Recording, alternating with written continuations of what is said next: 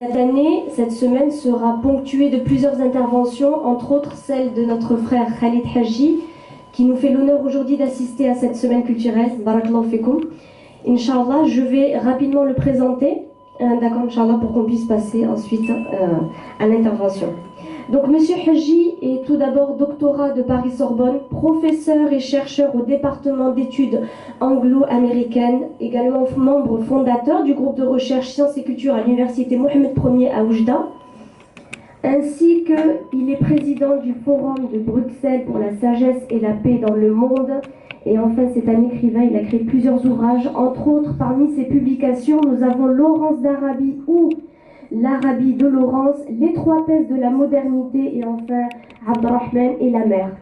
Sans plus tarder, je vais laisser la parole à Monsieur Haji, Inch'Allah, qui va nous présenter une intervention, un débat, une conférence, un échange en tout cas avec vous, Inch'Allah, et le thème sera culture avec trait d'union ou idéal inaccessible.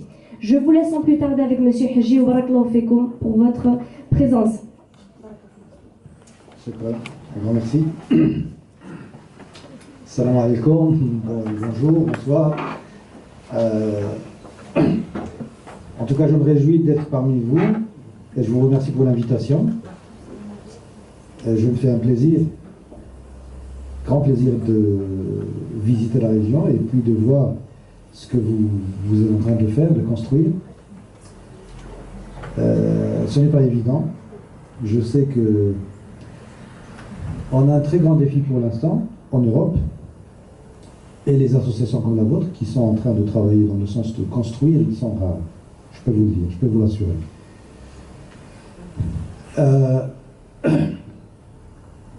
Le titre, je dois vous avouer que ça prête à confusion un peu, mais même pour moi, je tâtonnais pour donner un sens à ce que je voulais dire.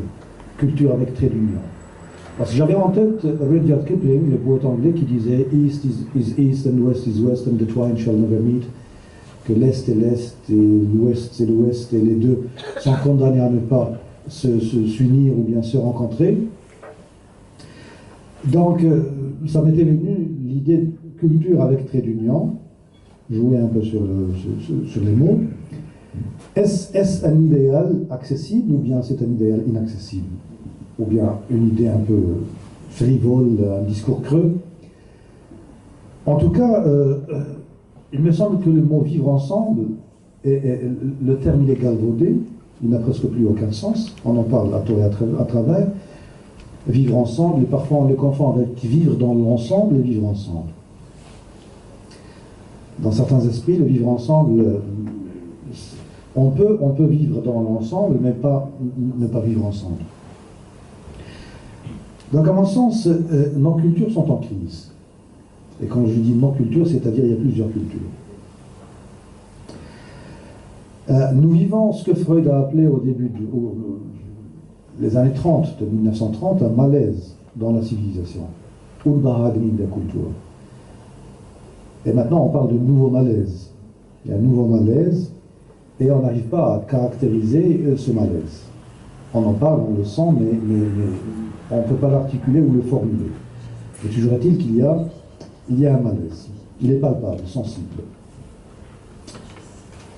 Que ce soit dans le contexte européen, ou bien ailleurs. Le contexte américain, par exemple, n'est pas mieux. Le contexte arabo-musulman n'est pas mieux non plus. Surtout après le printemps arabe qui a eu des répercussions sur l'Europe aussi. J'ai l'impression que l'Europe, avant 10 ans, avant 15 ans, se définissait en termes de valeurs universelles. Et on prêchait les valeurs universelles à l'extérieur. La démocratie, les droits de l'homme, les lumières et tout ce que vous voulez. Mais ces 10 dernières années, il y a un repli frileux. L'Europe est en train de se définir en termes de géographie. On se définit géographiquement. Pourquoi? Parce qu'on a tendance à vouloir dire qu'il faut protéger la géographie pour protéger nos valeurs. et repenser la dynamique de la globalisation. On est en fait en train de sortir de la globalisation. Moi, j'ai écrit un article en arabe que j'ai intitulé Europa wal géographie et l'islam wa sibaq al-awlama, l'Europe, la géographie et l'islam, et la course de la globalisation, bien la globalisation, où j'avance une piste de recherche où dit que maintenant on est en train de repenser la globalisation et chacun essaie de se tailler un espace, une sphère d'indépendance. Pourquoi? Parce que la globalisation a échoué et il y a un ensemble de chercheurs britanniques qui ont écrit un livre qui s'appelle Connectivity Wars, les guerres de connexion, si vous voulez, où ils argumentent, où ils disent que la globalisation a échoué parce qu'elle était censée gérer les différences, mais maintenant on s'est rendu compte que les pouvoirs, les États essayaient de dominer le sommet de la globalisation, donc on n'est pas sorti de l'auberge, on est toujours dans la même guerre, et chacun essaye de se tailler une sphère d'indépendance aujourd'hui en utilisant une arme. De toute façon, on sent que l'Europe, elle n'est plus dans cette dynamique de la globalisation. Elle ne prêche plus les valeurs à l'extérieur de ses limites géographiques. Mais on est plutôt sur la défensive, en train de essayer de protéger la géographie. Le monde arabe, il vit un autre phénomène. Au monde arabe, par exemple, un Syrien, on ne parle plus de al-ghazou al-thaqafi, al-ghazou al-fikri, l'invasion culturelle ou l'invasion intellectuelle. Quand vous avez perdu votre géographie, vous ne vous définissez plus en termes de géographie, votre dynamique, elle change. Vous cherchez les valeurs communes. Donc un Syrien qui quitte la Syrie maintenant, il ne parle pas de spécificité des valeurs syriennes, ou bien la spécificité des valeurs islamiques. Non, il est en train de chercher des valeurs communes, et penser en termes de l'action commune. Donc vous voyez que dans l'espace de 10 dernières années, les dynamiques, ils ont changé. L'Europe est en train de se redéfinir par rapport à la géographie, et le monde arabe, après le printemps arabe, où il y avait la débâcle, où il y avait l'effritement des sociétés, là, une autre dynamique qui s'est installée. Et du coup, au niveau intellectuel, après la chute des Mashari al-Mahmoud, les projets de la Renaissance, parce qu'on avait des projets de Renaissance qui nous indiquaient les causes de la déchéance, les causes du sous-développement, et puis qui nous désignaient les voies du dehors, comment sortir de cet état de choses. Tous ces projets de Renaissance, Mashari al-Mahmoud, maintenant, dans la culture numérique que nous vivons dans une culture numérique où on vit dans des bulles tracées par des algorithmes. Vous avez l'impression que vous vivez dans le monde, alors que vous êtes dans des espaces très restreints, très limités. Et du coup, on vit la fin de la théorie. Il y a 20 ans, 30 ans, il y avait une théorie, des gens qui théorisaient. Et maintenant, le moment où quand vous prenez un moment pour théoriser, pour construire une théorie, le commun des mortels, les gens, ils sortent d'une information vers une autre information, ils sont dans le browsing, c'est-à-dire se demander la question, qu'est-ce qui est en train de se passer? What is happening? What is happening? Vous n'avez plus le temps de construire, de prendre un recul par rapport aux événements qui sont en train de se déployer devant vos yeux, mais vous êtes constamment attaché à l'immédiateté, ce qui vous empêche de comprendre des théories, ou bien de suivre des théories.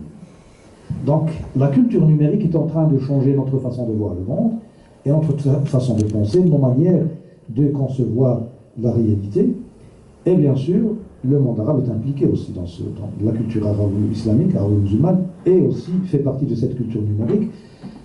Donc, on est en train de vivre la chute des grandes théories et la chute des projets de renaissance sur eux-mêmes pour aider l'Europe, proposer des issues de secours, aider l'Europe à repenser la relation avec le religieux, avec l'islam, parce qu'on est responsable. Il y a 2 semaines, j'ai donné une conférence, il y avait un musulman qui m'a dit « Oui, l'effritement de l'Europe, c'est en notre faveur. » Je lui ai dit « Écoute, en faveur de qui ?»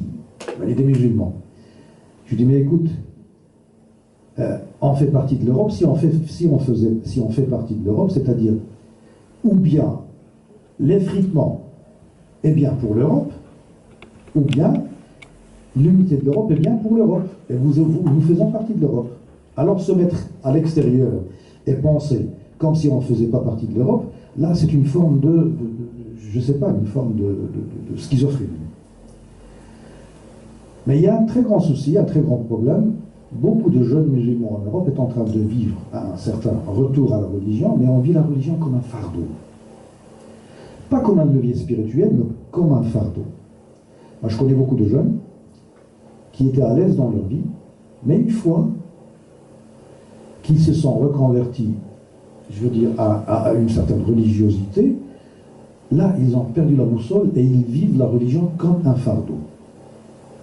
Alors que la religion doit être vécue comme un levier spirituel. Ça m'aide pour intégrer le temps, l'esprit du temps. Je sens qu'il y a un discours religieux qui s'installe et qui nous éloigne de l'esprit du temps, Zeitgeist, ce que le philosophe allemand Hegel appelait le Zeitgeist, l'esprit du temps. C'est-à-dire qu'on n'a pas bien encadré le champ du questionnement. On se pose des questions qui n'en sont pas.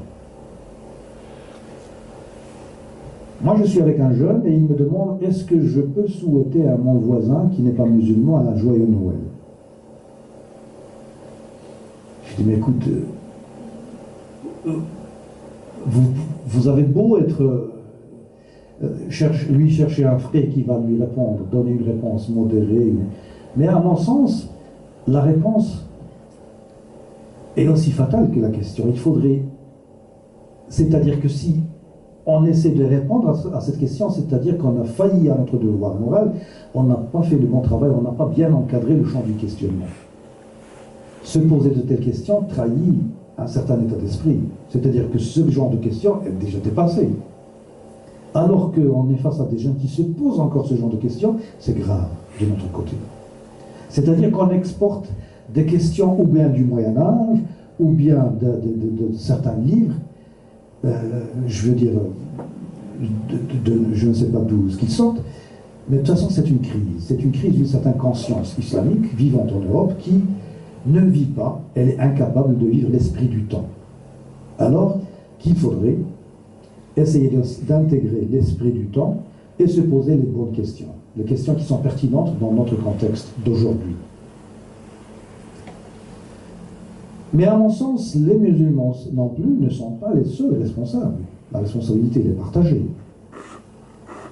C'est-à-dire que quand vous êtes à Bruxelles, et vous voyez comment on a laissé une certaine communauté s'installer douillettement dans une sorte de ghetto, c'est-à-dire qu'on a failli aussi à notre devoir. On a pensé que les musulmans, ils sont ici comme main d'œuvre et après ils vont repartir et on n'a pas fait notre travail. Donc on ne donne pas nécessairement à toute la jeunesse musulmane en Europe les perspectives ou bien le sens d'appartenir à l'espace européen. Et aujourd'hui on parle d'identité jetable. La question d'identité ne peut pas être posée de la même façon dans toutes les cultures et dans toutes les langues. Il y a des langues qui ne vous permettent pas de dire « je suis ».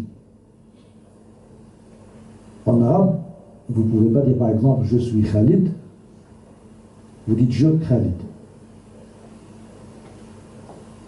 Parce que c'est un autre environnement linguistique, une autre manière d'articuler le rapport à l'existence et la conception du moi.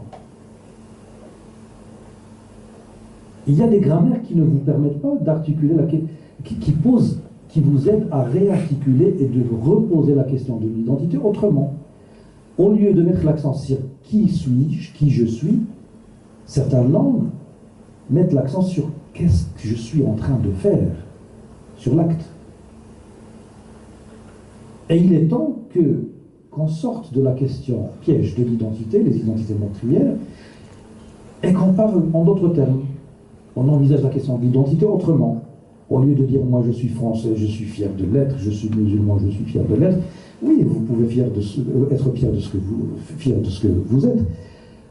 Mais ce qui est plus important, c'est ce que vous êtes en train de faire.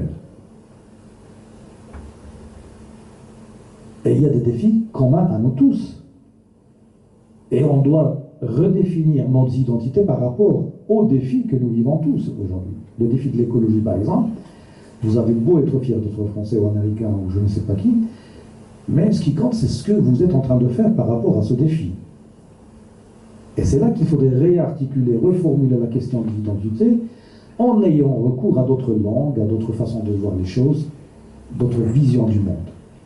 Vous savez que nous venons des mondes différents et nous ne pouvons que nous enrichir, nous gagnerons à s'enrichir l'un de l'autre. Lorsque vous dites le mot monde en français, ça découle du latin mundus, et c'est le contraire de immundus. Vous dites en français aujourd'hui les immondices.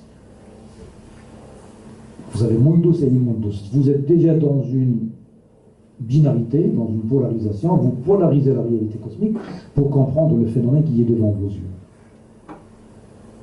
C'est une façon d'entrevoir la réalité cosmique. Ça implique une certaine grammaire d'existence. Quand vous dites cosmos, cosmos, ça découle de cosmetics, les produits de cosmétiques, c'est la belle totalité, comme mundus, le monde, par rapport au chaos, les mundus.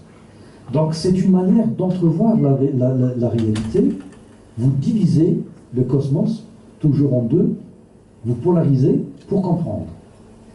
Alors que dans d'autres langues, ce n'est pas le cas. Quand vous dites en arabe alam, alam, ça ne renvoie pas à une relation antithétique, ça ne renvoie pas à une l'alam, ça renvoie à l'alama, qui veut dire signe. Et ça veut dire, ça renvoie à allama, c'est-à-dire enseigner. C'est-à-dire mettre en signe. D'ailleurs, même l'étymologie du mot enseigner en français, c'est-à-dire c'est mettre en signe. Allama. Ou a'lama, c'est-à-dire c'est indiquer. Donc la façon, nous pouvons nous enrichir, nous gagnerons à connaître la culture de l'autre. Malheureusement, ce qui est en train de s'installer entre nous, c'est une logique, c'est une guerre de l'ignorance, et qui n'a même pas à voir avec la religion. Il y a une autre façon de comprendre la religion aussi. Quand on lit le Coran, Surat al-Baqarah, la première sourate du Coran, il y a le dialogue entre Dieu et les anges, le malaïka. Dieu leur dit Alam aqul lakum anni a'lamu ma la ta'lamun. Je sais ce que vous ne savez pas. Et moi je me demandais toujours pourquoi dans le Coran ce n'est pas écrit je sais ce que vous ignorez. Parce qu'il y a une différence entre savoir, ne pas savoir et ignorer. Du moins dans la langue arabe. Adam al-ilm, al-la'ilm ou le jahl. Le jahl dans la conception, dans la langue arabe, le jahl c'est une attitude autosuffisante, c'est-à-dire j'ignore mais je m'accroche à mon ignorance. Je ne suis pas prêt à apprendre. Mais le summum du savoir, c'est quand je sais et je sais que mon savoir n'est pas absolu. Ya'lam wa la ya'lam. L'ilm la ilm tajawira. Il y a une intersection. Ils peuvent cohabiter. Savoir et ne pas savoir. Mais l'ignorance, c'est une attitude d'une autosuffisance. À faire un pas pour connaître l'autre, la culture de l'autre. La responsabilité est partagée pour consolider les bases du vivre ensemble. À mon sens, on ne peut plus reculer. La diversité s'est installée. Moi, quand je me promène dans les villes européennes parfois, je me dis, mon Dieu, qu'est-ce qu'on va faire de tous ces musulmans? Ils sont là. La diversité, elle est là. Il faut la gérer et il faudrait assumer la responsabilité morale. Nous aussi, les musulmans, nous sommes responsables aussi. pour assurer comment assurer la cohésion sociale, comment ne pas parce que la société européenne a ses propres valeurs. Certains discours religieux veulent nous faire croire que la société n'a pas de valeur. Mais comment on a construit toute cette civilisation? Une civilisation, ça se construit sur des valeurs, il y a des valeurs. Peut-être que ces valeurs sont différentes aux nôtres. Et on doit tous travailler ensemble pour conjuguer appartenance et croyance. Amin Malouf, dans son livre, dans son roman Les Désorientés, son héros, lorsqu'il part au Liban, et il a un dialogue très intéressant avec le héros des Désorientés, il a un débat avec un membre de religion libanais. Ce dernier lui dit, non, le héros, oui, il lui dit, nous les orientaux, nous avons la croyance. Et le héros qui venait de Paris, lui disait, non, je suis désolé, ce que nous les orientaux nous avons, ce n'est pas la croyance, mais c'est l'appartenance. Donc parfois on confond croyance et appartenance. Moi je viens du Maroc, même en lisant le Coran, on trouve que par exemple, Inna khalaqnakum linabluwakum ayyukum ahsanu amala. Vous avons créé pour vous éprouver quant à ce que vous faites, mais pas quant à ce que vous dites. Vous avez beau vous déclarer je ne sais pas quoi, mais ce qui compte en fin de compte, c'est ce que vous faites, l'agir, l'acte. L'acte. Et aussi, en lisant Samuel Huntington, j'ai trouvé dans Clash of Civilizations, le conflit des civilisations, Samuel Huntington nous mettait devant devant une formule très facile. Nous sommes différents, et notre différence implique que nous devons nous guerroyer. Nous devons faire la guerre, nous sommes en conflit, parce que vous êtes différents, et ça suffit pour qu'on se déclare la guerre. Les différences, votre essence, elle est différente de la mienne, donc par nécessité, on doit guerroyer, on doit rentrer en guerre. La dernière fois, j'étais en train de lire un verset coranique et que j'expliquais à certains gens qui croyaient, des musulmans, qui se sont impliqués dans cette guerre de civilisation, qui sont tombés dans le piège. Je leur lisais un ayah, لا تستوي الحسنة والسيئة ادفع بالتي هي أحسن فإذا الذي بينك وبينه عداوة كأنه ولي حميم. Le bon acte et le mauvais acte ne sont pas pareils. Donc vous êtes appelé à avancer, à agir, à bien agir. Et lorsque vous agissez bien, qu'est-ce qui arrive? Vous faites sortir votre ennemi, c'est-à-dire vous transformez la relation d'ennemité, vous transformez votre ennemi en un ami intime, en amitié, intime amitié. C'est-à-dire c'est par l'agir, par ce que nous faisons, nous dessinons, nous façonnons la relation avec l'autre. Mais pas parce que vous êtes juif et je suis musulman, vous êtes chrétien et je suis musulman, et ainsi de suite, qu'on doit s'entretuer, parce que nous sommes différents. Non, les différences, c'est immoral, c'est-à-dire qu'on n'est pas prêt à assumer la responsabilité morale. J'assigne,